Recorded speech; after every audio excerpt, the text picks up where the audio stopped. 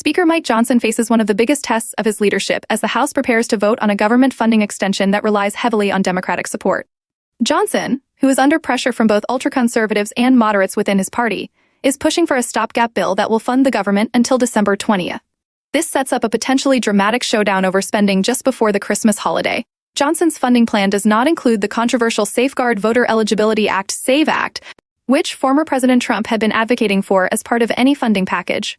Instead, the bill includes an additional $231 million for the U.S. Secret Service to help protect 2024 presidential candidates. Trump had called for a shutdown if the SAVE Act wasn't passed, but Johnson believes the former president understands that Republicans simply don't have the votes to pass the legislation. This stopgap measure, however, leaves Johnson in a difficult position as he balances the expectations of his right-wing flank and the basic need to keep the government functioning. Many conservative lawmakers oppose any short-term spending bill, and Johnson has faced criticism from within his own party for relying on Democratic votes. Despite this, few expect Johnson to face the same fate as his predecessor, Kevin McCarthy, who was ousted after working with Democrats to avert a shutdown.